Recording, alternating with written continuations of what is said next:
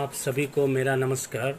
मैं नेपाली रजक टीजीटी हिंदी केंद्रीय विद्यालय 1 बोकारो में कार्यरत हूँ।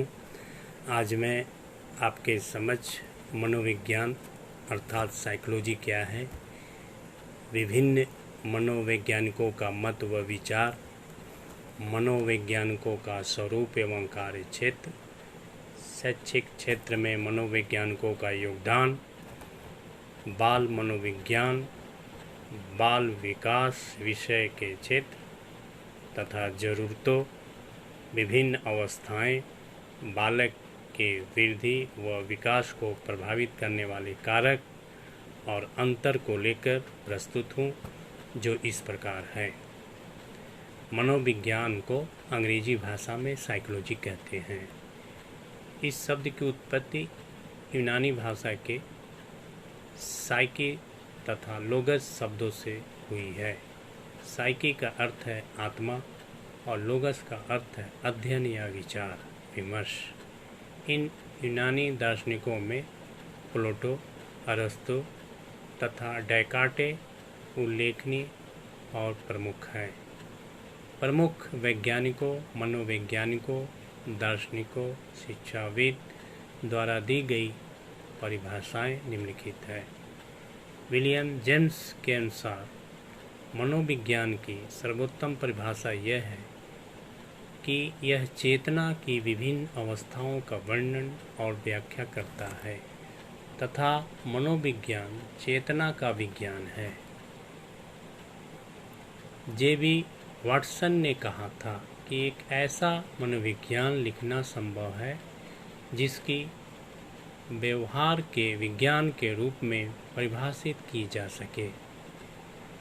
पिल्सबरी के अनुसार सबसे अधिक संतोषजनक रूप में मनोविज्ञान की परिभाषा मानव व्यवहार के विज्ञान रूप में की जा सकती है। Science of human behaviour. Woodworth के अनुसार मनोविज्ञान वातावरण में संबंधित व्यक्ति की क्रियाओं का ही विज्ञान है। मैकडूगल के अनुसार मनोविज्ञान व्यवहार अथवा आचरण का विधायक विज्ञान है। Positive science of the conduct और बिहेवियर। प्लेटो और अरस्तु को दर्शन शास्त्र का जनक भी माना जाता है। प्लेटो और अरस्तु के काल में मनोविज्ञान दर्शन शास्त्र का ही एक अंग था, इसलिए मनोविज्ञान को परिभाषित करने की क्रिया में सर्वप्रथम नाम प्लेटो और अरस्तु का ही आता है। क्रो एंड क्रो के अनुसार मनोविज्ञान मानव व्यवहार व मानव संबंधों का अध्ययन है। एडविन बोरिंग के अनुसार मनोविज्ञान मानव प्रकृति के अध्ययन का विज्ञान है। अब मनोविज्ञान का स्वरूप एवं कार्य क्षेत्र। Nature and scope of psychology. मनोविज्ञान के कार्य क्षेत्र को सही ढंग से समझने के लिए सबसे महत्वपूर्ण श्रेणी वह श्रेणी है जिससे पता चलता है कि मनोविज्ञानी क्या चाहते हैं। मनोवैज्ञानिकों को 3 श्रेणियों में बांटा जा सकता है।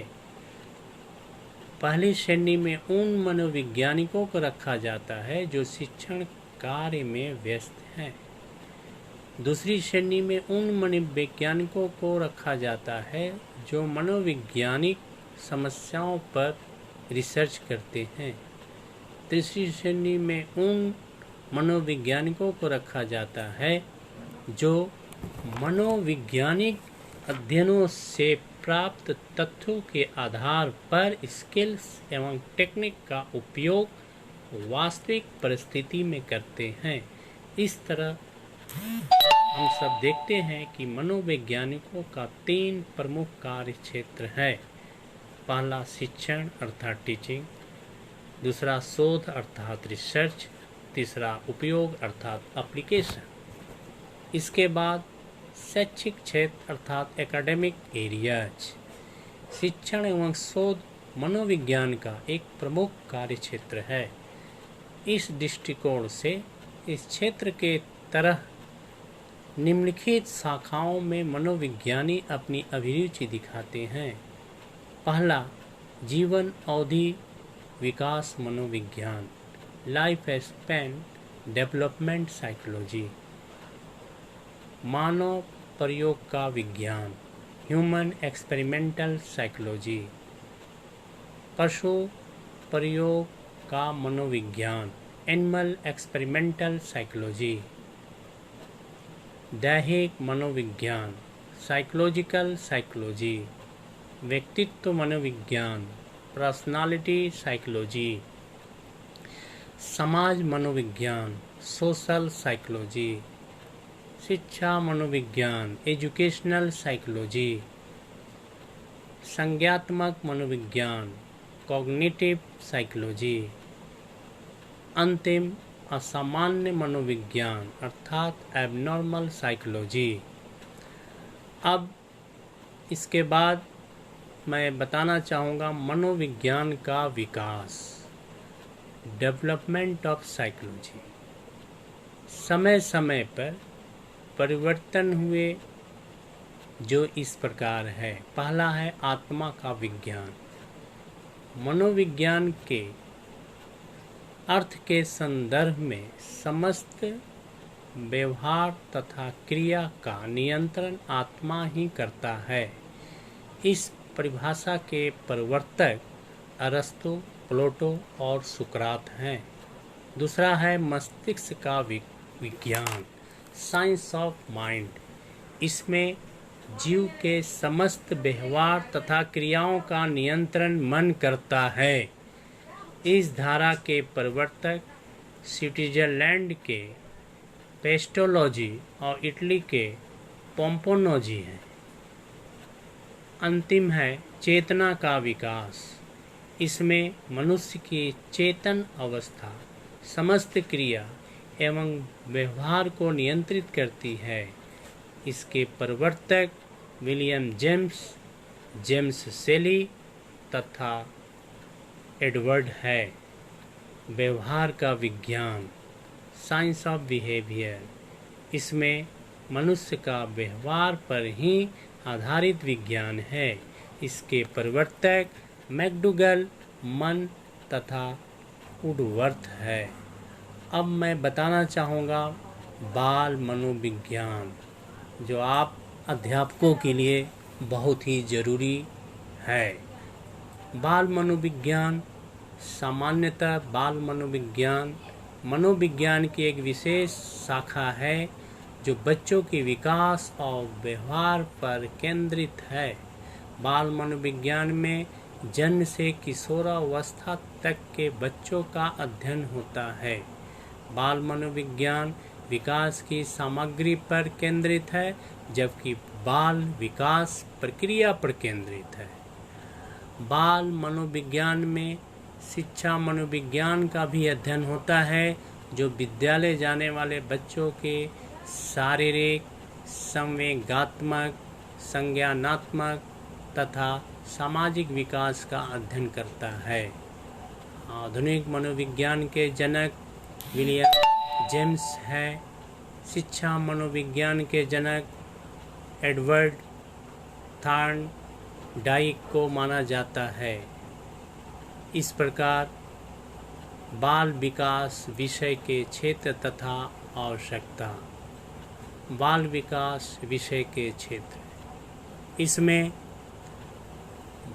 बालकों के संपूर्ण जीवन का अध्ययन है। इसका विषय क्षेत्र गर्भावस्था से लेकर युवा अवस्था तक की सभी अवस्थाओं के सभी पहलुओं का अध्ययन है। बाल विकास को प्रभावित करने वाले तत्व सिद्धांतों का अध्ययन है। इसे निम्नोक्त भागों में विभाजित किया जाता है। बाल विकास की विभिन्न अवस्थाओं का अध्ययन इस प्रकार है: गर्भावस्था, शैशवावस्था, उत्तर शैशवावस्था, बाल्यावस्था, किशोरावस्था और पौणावस्था। बाल विकास के विभिन्न पहलुओं का अध्ययन, बालक के व्यक्तित्व के समस्त पहलुओं का विकास गर्भावस्था के शैशवावस्था में नहीं हो पाता है। जैसे जैसे वह परिपक्व अवस्था की ओर बढ़ता जाता है, वैसे उसी प्रकार व्यक्तित्व के पहलुओं का विकास भी होता जाता है। बाल विकास के विभिन्न पहलू निम्नलिखित है: शारीरिक विकास, गत्यात्मक विकास, मानसिक विकास, संवेगात्मक विकास, भाषा विकास, सामाजिक विकास, नैतिक विकास, चारित्रिक विकास, सौंदर्यात्मक विकास, धार्मिक विकास, स्मृति का विकास, प्रतिभा व कल्पना का विकास, चिंतन व रुचि का विकास, खेल का विकास और व्यक्तित्व का विकास। बाल विकास की जरूरतें: बालकों के स्वभाव को समझने में सहायक, बालकों की शिक्षा में सहायक, बालकों के विकास को समझने में सहायक, बालक के व्यक्तित्व विकास को समझने में सहायक, सुखी पारिवारिक जीवन में सहायक, बालक के व्यवहार नियंत्रण में सहायता और अंतिम बाल निर्देशन में सहायता।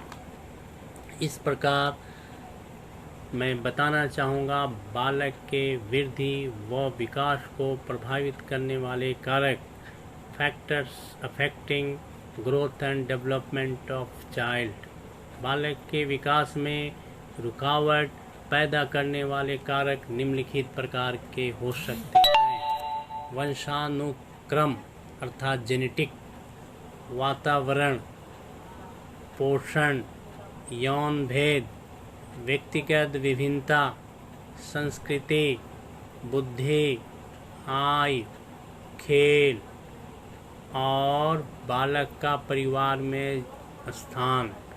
उपयुक्त सभी कारणों से बालक के वृद्धि व विकास में रुकावट पैदा हो जाती है। अब अंतिम मैं बताना चाहूँगा, विकास व वृद्धि में अंतर, difference between development and growth. Vikas development, वृद्धि ग्रोथ। विकास गर्भधान से लेकर जीवन प्रयत्न चलता है। वृद्धि गर्भावस्था से पौणावस्था तक चलती है। विकास में होने वाले परिवर्तन शारीरिक, सामाजिक, मानसिक एवं संवेगात्मक होते हैं। वृद्धि में होने वाले परिवर्तन केवल शारीरिक होते हैं। विकास के दौरान वाले परिवर्तन गुणात्मक होते हैं। वृद्धि के दौरान होने वाले परिवर्तन रचनात्मक होते हैं। अंतिम विकास कभी समाप्त होने वाली प्रक्रिया नहीं है।